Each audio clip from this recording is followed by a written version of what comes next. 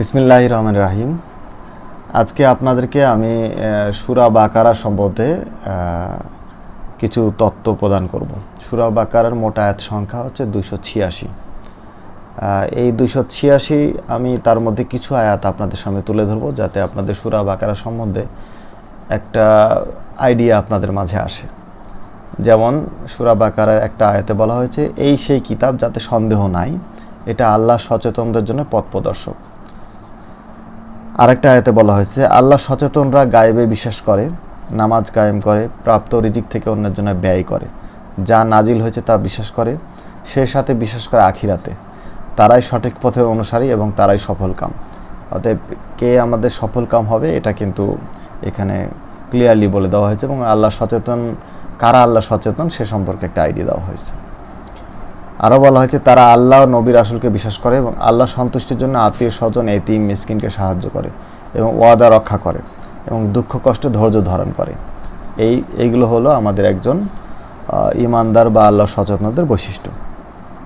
আল্লাহ আর এক আয়াতে বলছে সূরা বাকারায়, তোমরা জেনে শুনে আল্লাহর সাথে কাউকে শরিক করো না। আল্লাহ শরিক করতে নিষেধ করছে। আরও বলা হয়েছে, পার্থিব ক্ষুদ্র লাভের আশায় আমার আয়াত বিক্রি করো না। সত্যকে মিথ্যার সঙ্গে মিশায় না এবং জেনে শুনে সত্য গোপন করে না। খুবই ইম্পর্টেন্ট কথা, যেটা সবারই জানা উচিত, কি যে আমরা পার্থিব ক্ষুদ্র লাভের আশায় যাতে আয়াত বিক্রি না করে বেড়াই, সত্যকে মিথ্যার সাথে যাতে না মিশাই এবং জেনে শুনে সত্য যাতে গোপন না করি। আল্লাহ অনেক জায়গায়, কোরআনে অনেক জায়গায় সূরা বাকারাতেও বলছে কি যে তোমরা কি সহজাত বিচার বুদ্ধি প্রয়োগ করবে না। আল্লাহ কিন্তু আমাদের নিজস্ব বিচার বুদ্ধি বিবেক সব জায়গায় প্রয়োগ করতে উল্লেখ করছেন। আমরা আরও জানতে পারি আর একটা আয়াতে, যারা বিশ্বাসী এবং সৎকর্ম পরায়ণশীল তারা জান্নাতে যাবে। জান্নাতে কারা যাবে এখানে স্পষ্টভাবে বলা আছে, যারা বিশ্বাসী এবং সৎকর্ম করবে তারাই জান্নাতে যাবে। আরেকটা আয়াতে আল্লাহ বলছে, যারা আল্লাহতে পুরোপুরি সমর্পিত এবং সৎকর্ম করে প্রতিপালক তার যথার্থ পুরস্কার দিবে। তার মানে সে জান্নাতে যাবে, মানে পুরোপুরি সমর্পিত। আমার কোনো নিজস্ব কোনো আদেশ নিষেধ থাকবে না, যা আল্লাহ আদেশ করছে তা পুরোপুরি মেনে চলতে হবে এবং সৎকর্ম করবে তারাই যথার্থ পুরস্কার পাবে। আল্লাহ আর এক জায়গায় বলছে সূরা বাকারাতে, ধৈর্য ও নামাজের মাধ্যমে আল্লাহর কাছে সাহায্য চাও। তাহলে আল্লাহর কাছে আমরা কীভাবে সাহায্য চাবো? ধৈর্য ধারণ এবং নামাজের মাধ্যমে। আল্লাহ আরও বলছে, যারা যথাযথ পাঠ এবং অনুসরণ করে তারাই সত্যিকারই বিশ্বাসী। তাহলে আমরা সত্যিকারী ইমানদারের একটা সংজ্ঞা পাইলাম, কিন্তু যারা যথাযথ পাঠ করে কোরআনটা এবং অনুসরণ করে তারাই হচ্ছে আসলে সত্যিকারী বিশ্বাসী। সূরা বাকারা আরেকটা আয়াতে বলা হয়েছে, মৃত পশু, রক্ত, শূকরের মাংস হারাম করেছেন। তাহলে আল্লাহ কি হারাম করছে? মৃত পশু, রক্ত এবং শূকরের মাংস হারাম করেছেন। আল্লাহ ছাড়া অন্য নামে জবাই করা প্রাণী মাংস হারাম, এবং কিন্তু একান্ত নিরুপায় অবস্থায় কোনো দোষ নাই। এখন দেখা যাবে কি যে আপনার উপায় নাই, শুধুমাত্র এই হারামের দেখা যায় শূকরের মাংস শুধু পাইছেন, অতএব সেক্ষেত্রে দেখা যাবে কি যে খেলে, নিরুপায় হয়ে খেলে কোনো দোষ নাই। আল্লাহ ক্ষমাশীল ও দয়ালু। আল্লাহ সব সময় যে কোনো বিষয়ে ক্ষমা চাইলে আল্লাহ ক্ষমা করে দেয়।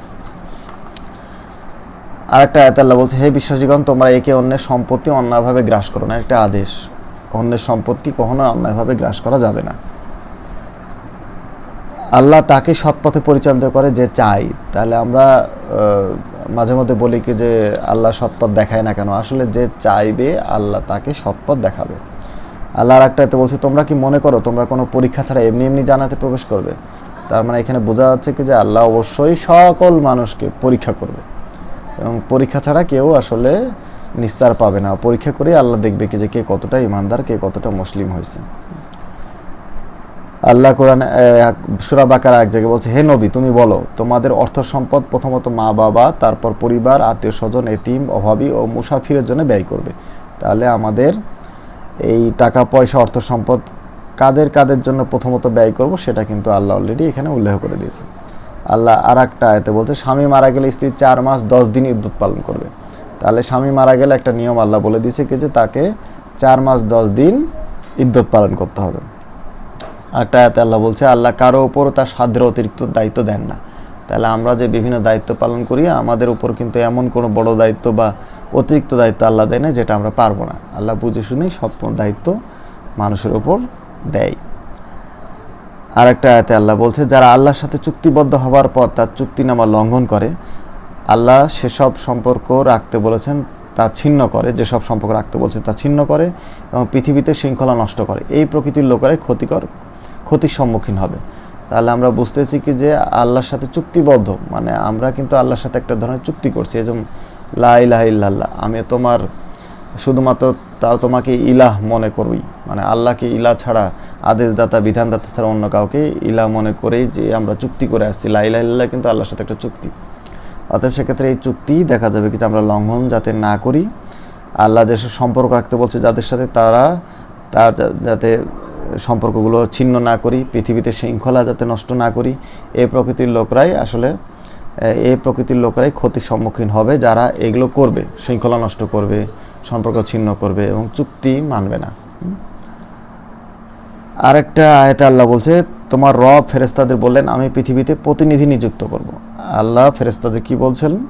আল্লাহ প্রতিনিধি নিযুক্ত করব বলছে। তারা বলল, আপনি কি সেখানে এমন কাউকে নিযুক্ত করবেন যে সেখানে বিশৃঙ্খলা সৃষ্টি করবে, রক্তপাত ঘটাবে? এগুলো ফেরেশতারা বলতেছে। আমরাই তো আপনার প্রশংসা পবিত্র ঘোষণা করছি।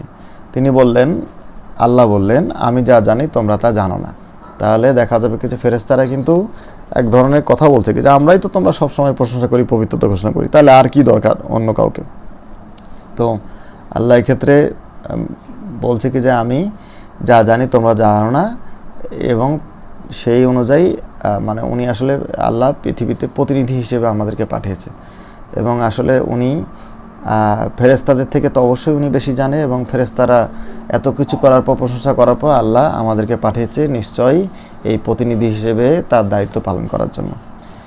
এবং লাস্টে যখন সূরা বাকারা এটা উল্লেখ আছে কি যে যখন আদম আলাইহিস সালাম তা আল্লাহর কথা শুনলো না বা ভুল করলো, তখন তাকে পৃথিবীতে পাঠিয়ে দেওয়া হলো। তখন আল্লাহ বলছিল, নেমে যা, তোমরা পরস্পরের শত্রু। কারণ শয়তান যেহেতু এই আদম আলাইহিস সালামকে এই পৃথিবীতে আসার জন্য প্রভাবক হিসেবে কাজ করছে, অতএব সেক্ষেত্রে বলছে তোমরা পরস্পরের শত্রু।